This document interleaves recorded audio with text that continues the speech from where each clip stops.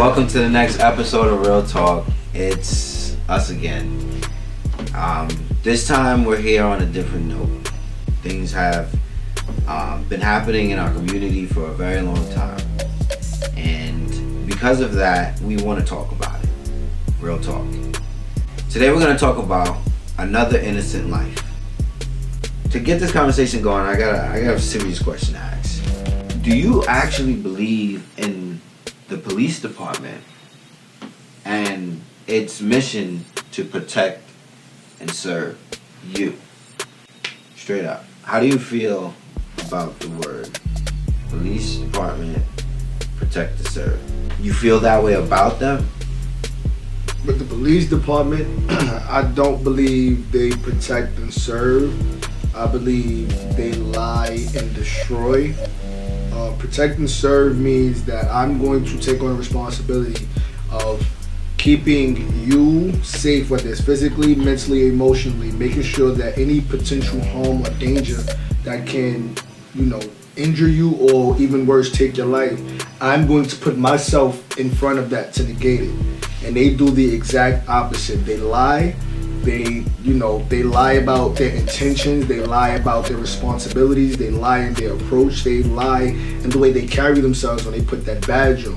And they destroy because they're out to break our communities, whether it's harassing young black kids, whether it's stop and frisk, whether it's planting drugs on innocent people, because I've seen it before and it's happened to me once, and even worse, whether it's them pulling out a gun and randomly shooting somebody because of the way he walks, or in fact he got a hood on his head, or he got Skittles in his pocket, or a shower rod. All right. Like, slow down. Real. I see that you're very passionate about this, and this is exactly why we're having this conversation. Anissa, protect and serve police department. What's your relationship with it? I have no, I have no relationship with it. I don't interact with cops. But when it comes to like what I see in the media, I feel like they protect and serve who they want to protect and serve. Where their job is to protect and serve, the community, everybody around them. They're choosing who they want to protect. Whereas the people who they feel maybe threatened against or feel a certain way towards, then they'll attack first and ask questions all after the fact. That's just what I'm seeing right now.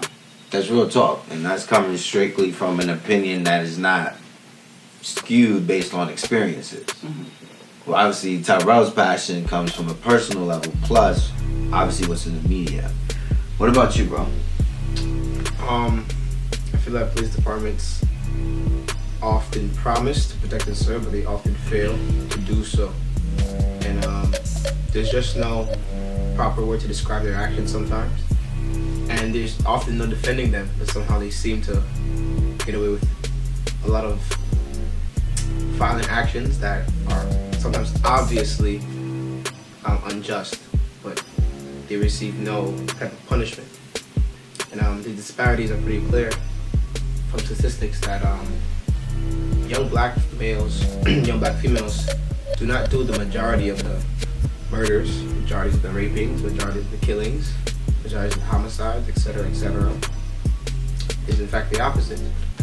So it's sad to see that in a society that's structured that we are almost watched and fenced by these individuals, all races, who are under a code of police, who wear the badge, and they all consistently fail us in all the efforts. So definitely it sounds like a lot of lost lives to a system that was made to protect and serve. On a right-wing kind of perspective, the police department is not all bad apples.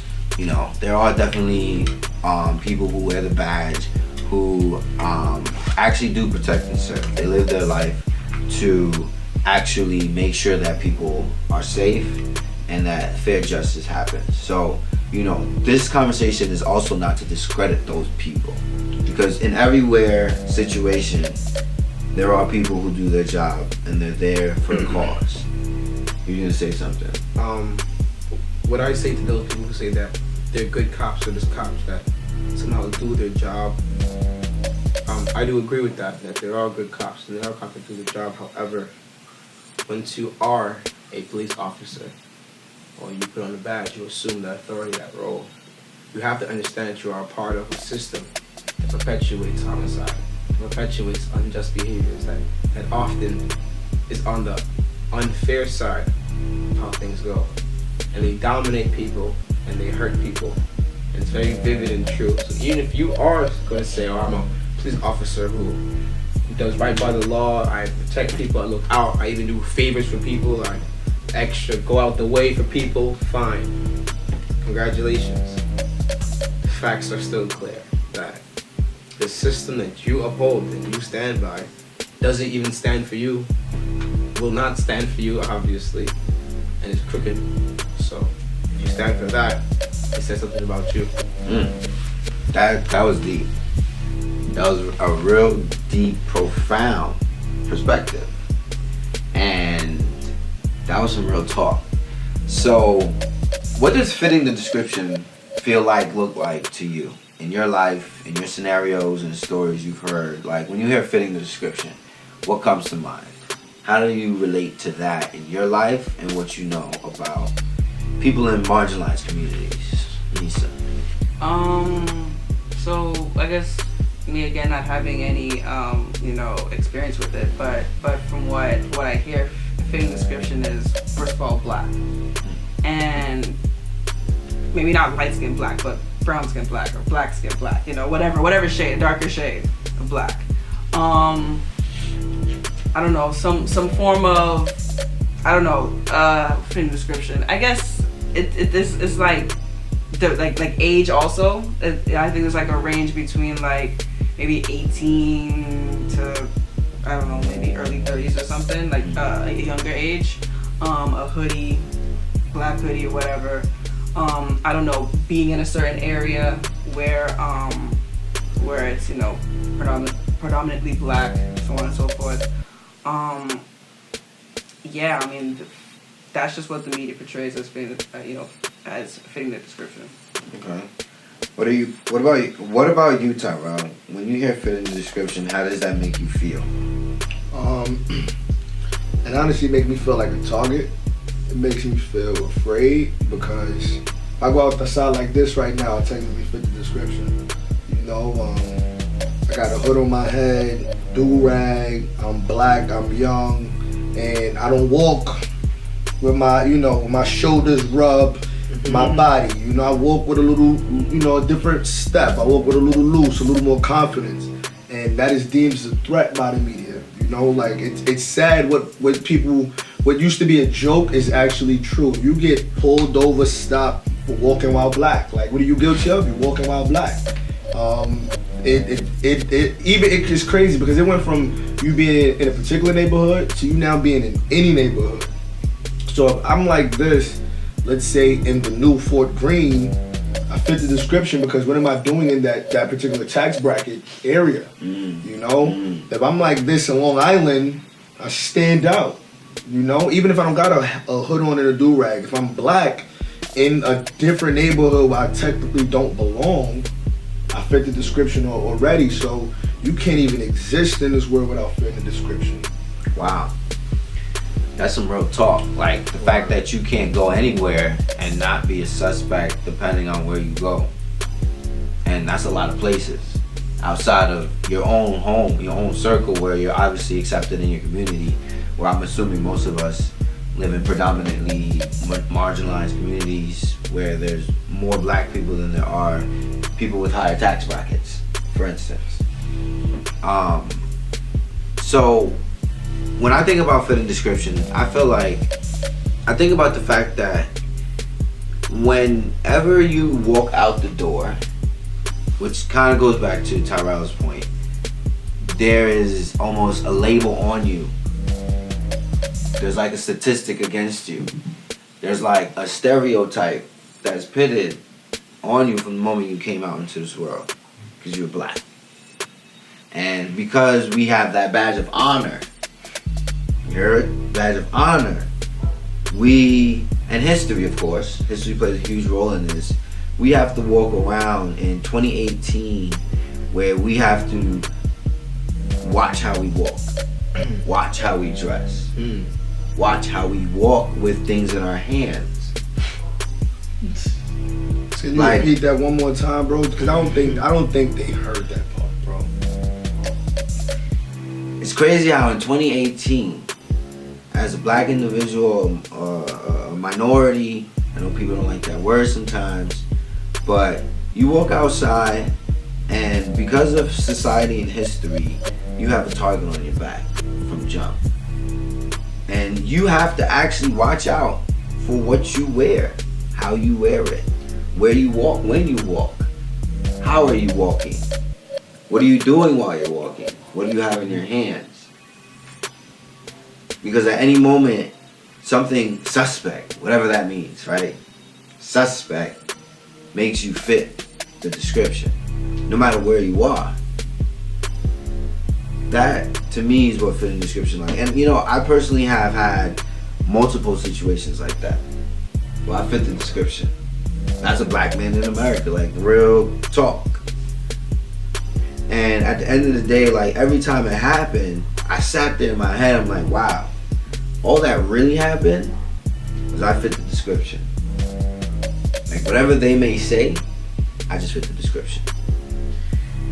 So, most recently, in our own community right here in Brooklyn, a man, an innocent man, was shot and killed. I believe multiple times he was shot. And turned out, correct me if I'm wrong, all he had was a shower head that looked like something else. Simple as that. However, we would be a fool not to know he fit the description. So how does that whole scenario make you feel? And where does that put you? I can't say I'm too surprised, honestly. Because in 2018, by now, from all we've seen, these things happen on a consistent basis. This one is way closer to home. And there's a reminder that we live in a society that is once again not working in our favor.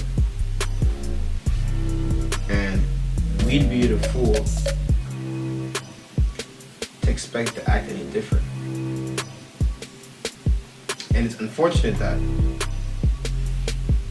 all you have to be is young, black, and have a shower head in your hand to be killed. But truthfully, it brings no surprise. Because these things happen far too often. This is true. That is very true. And that's something that sometimes we bring up and people say it's not that big of a deal. Or they make it seem like every death is not a death. So how does this situation make you feel like when it happened? When this recent one happened, it hit all of them. Every innocent life lost is like a gut punch, right. You know. When this happened, this scared me because the location isn't far from here. I know many a nights, almost every night, I'm walking outside late night, you know, and it's like when you young, you know. I remember growing up, my concern was being in the wrong place at the wrong time, meaning you being in the wrong neighborhood or you being in the crossfire of other people beef. That's what the wrong place, wrong time is. Now, being in the wrong place, wrong time means you outside after a certain time when the police are doing their rounds, either looking for quota or, you know, looking to start trouble. This bothered me because if you look at the majority of every death, but using this one in particular, he was shot from the back. You consciously made a decision to let him go past. Even let's say you thought he was a criminal, or he, you know what I mean? How is it that he walked past you? The facial profile, the side profile, how did everything go past you? For you then, if you feel threatened, to pull out your gun. Your gun is always on safety, so there's like a 2-second window for you to cock it off safety. So you take it out, you cock it off safety, and then you aim and shoot. You ain't just shoot, listen, I've been to a gun range before, and cops, they do this for a living. If you want to take a man down, there's certain spots you aim in the head. You feel me? You literally try to make a point. You shooting him 8 times from the back? Come on, my man. If he was a threat, and let's say he did have a weapon, hit him in the leg. Where's he going? Nah, you shot him in the torso. You tried to make a mockery off of him. And that's why yo, it's crazy. I truly wish that, yo, and the way they used to say citizens arrest was a thing, yo, you so tough with a badge, take your badge off. Let's shoot it like men. That's what I wish how society was. You feel so threatened, let's shoot it as men. Because growing up, if we had a difference, we're going to shoot it afterwards, it's all good. Shoot it like a man. But you want to be a tough guy, pull out a gun. You a coward, scrap. Like I just can't respect it. But then I don't condone violence for us to shoot back. But Malcolm X was on to something. I guarantee you them guns get put down. You come through Brownsville acting stupid. You feel me? Come through Flatbush and East New York acting stupid. Then let's see if it's the same argument. You feel me? Because we literally abide by the rules. Look at all the racist, the mass shootings that go on. You think not one of them was a black person. You think a black person, we be innocent in walking like we're guilty because we're afraid what's gonna happen. You think we're gonna walk around with a gun on us? Willingly, knowingly, in front of a cop, and then let it show for some reason for you to try and do it? Like, come on, it don't add up, man. And I blame the police commissioner, and then I blame the mayor because they in sync. They in sync with each other. Mayor, you do something with the police commissioner. Get his ass right. You feel me? Police commissioner, get your people right. Because if not, we gonna get right, and then it's gonna be a whole civil war, and that's what soon gonna happen. It's sad, but they ask for it if it happens. And it's you wear the color blue, you got a badge on, it's on you. Oof, that was heavy. That was heavy. And I really hope that you guys actually understand where that's coming from. That was like the definition of some real talk. Facts. So it sounds like we're saying overall, enough is enough. Or when is enough enough? Because that might be the better question. Because as far as we know in our entire history, it's just been something that just continuously over and over and over and over, and it's happening. It's happening for generations and generations. And every year you think, it may be our year. You're going to have someone get killed for no reason. We're going to have somebody locked up for no reason. We'll maybe have some justice in our lives, in our systems, in our community.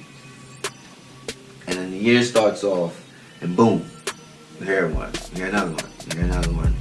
By December comes, we almost forget how many people got killed. Some are not even on record. And I think that's also heavy because you have to remember that, like, justice means justice for all.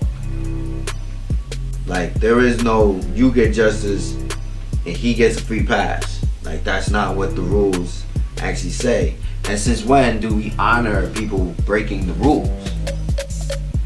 They get the pass. They worked. Essentially, they are employed as police officers, so they can't be wrong. Employed. But a dishwasher, if he fucks up and doesn't wash the dish properly, he fucked up. Excuse my language. But at the end of the day, like, this is the society that we're living in and the situations that we're experiencing, and it's very much a very heavy conversation for us. But when is enough enough? Like, when are things ever really not going to change? Because that's really the question. Do you really think things will not change? It's not that things will not change, but things will only change if people change them. So, one thing we can guarantee is that the police system will be consistent in their actions, and we, the people, have to start changing ours. For example, we get mad at the police for doing things of this nature, but we tend to call them in times of our own crises. I think we must understand that, once again, this issue is systematic and extended patriarchy once again. And I think we need to also understand that with our disposition in being black, we have to act a certain way, carry a certain way within the society that is often fit for our demise rather than our success. And in understanding that, we should move different. So even situations like this, we can hopefully can decrease. But for that, we must be on code. I like that perspective because I do feel like outside of the system that's broken,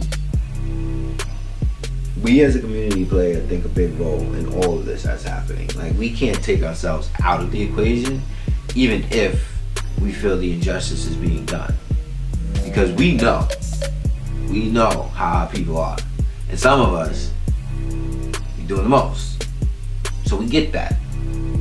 But justice is justice. And that's the baseline. Because it's like, no excusing anybody's actions, but we're not here to talk about that. We're here to talk about the system.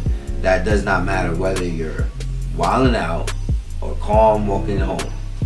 You can fit the description and things in your life could change forever. How do you guys feel about the whole Black Lives Matter movement? And yeah, what is your relationship with that? And how do you feel they're doing? And I guess you could say representing us. I think it's a good idea. From my experience with it, from what I'm seeing right now with it, is it's all been good hype for social media. You know, it's all been nice to put hashtag Black Lives Matter on underneath your photo. You know, but then when it comes down to actually going out and doing something, everybody's busy. Everybody wants to stay home. Everybody don't want to get involved. It's like saying, you know, I mean, it's just, I feel like just people are just using it to seem like they care when at the same time they're not really doing anything to make a change. You know, it's scary. It's really, really scary. When it comes to like just movements like that. I don't feel like if you have a movement, you don't need to put a name to it. Just go out and do something. The fact that it had a name, yes, that's great, but the fact that it had a name, I already knew that this was going to be the next big thing for social media, for everybody, you know, to you know, have some hype, and then after a while it dies down and you wait for the next one. I feel it starts with us because we're not involved on the systematic level.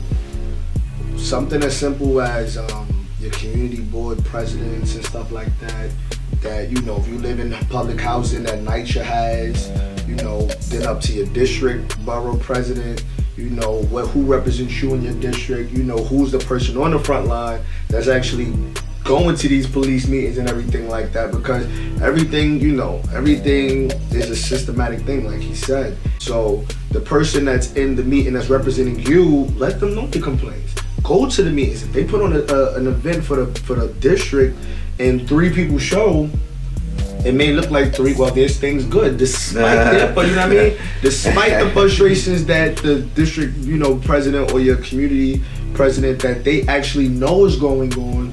The numbers, the voice, the results, that is, you know, that's more ammunition to make impact. And then you know, we just got to get more involved on the systematic level. You know, it's clear that they're beating us at the system game. So, you know, the game was never in our favor, but we always found a way in. But when it's in front of you, you know, go to the meetings. Go to the meetings, get a voice, find out who should put a name to it so that you're able to hold somebody accountable. Where they created communities to house us, to like specifically put us, to make it easy for us to get into, where the nice places, the places that if we were able to have access to them, we would have invested in, we would have, you know what I mean, been a part of.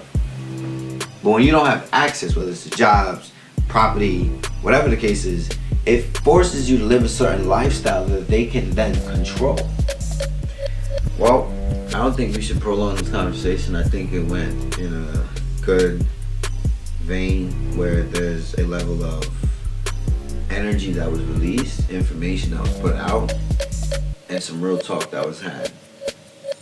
So on that note, it's a wrap. Signing out.